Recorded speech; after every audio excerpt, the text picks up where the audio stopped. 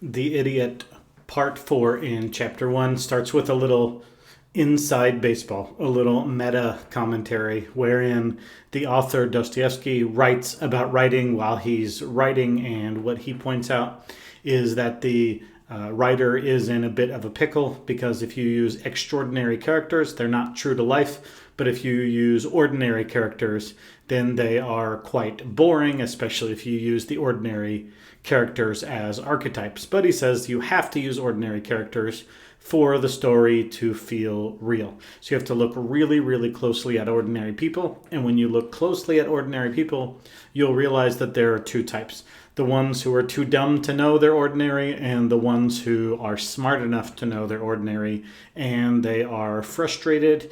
And I guess it's okay for Dostoevsky to do this. I guess it's not mean if you're the creator, if you are the writer. Basically, he puts Ganya in the too smart but frustrated because he's not brilliant enough to be original, and his sister Varya, who is, I guess, too dumb to know she's not original and therefore very happy.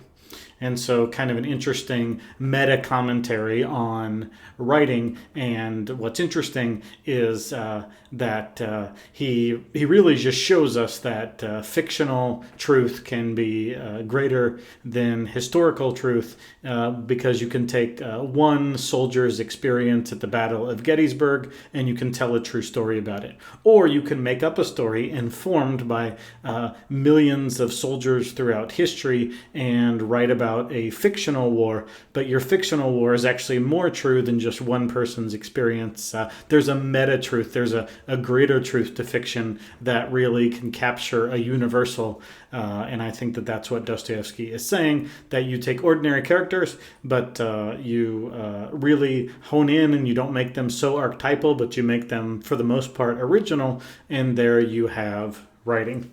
Nonetheless, Dostoevsky writes, we are still faced with the question, what is the novelist to do with people who are commonplace, completely ordinary, and how are they to be presented to the reader so as to make them at least somewhat interesting? It is simply not possible to avoid them altogether in the narrative, for ordinary people are always and overwhelmingly an essential link in the chain of everyday events. Thus, by avoiding them, we upset the realm of the plausible. To fill novels solely with types, or even simply for interest's sake with strange and imaginary people, would be implausible and indeed uninteresting. In our opinion, a writer ought to try to find interesting and instructive nuances even among the ordinary, when, for example, the very essence of certain ordinary characters consists precisely in their habitual and invariable ordinariness, or even better, when, in spite of all the extreme efforts of these characters to emerge at all cost from the rut of custom and routine, they still end up remaining invariably and eternally bound to routine. Then such characters even acquire a kind of typicality of their own, an ordinariness that is on no account willing to remain what it is, and wants at all costs to become original and independent while not possessing the slightest means of independence. And that just absolutely hurts. He's preaching right to me. I'm ordinary and I can't get out of it.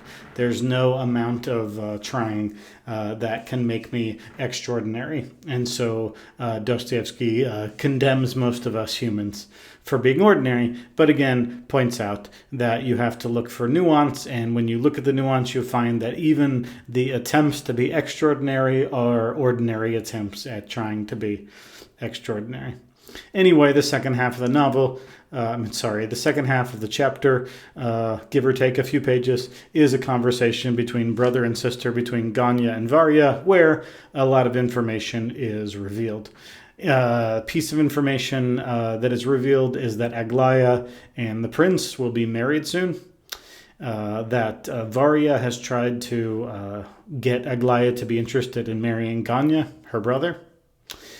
Another thing we learn is that Hippolyte is now living with the family here. Number 4 thing we learn is that the general is now well known, not that general, Ganya and Varya's general.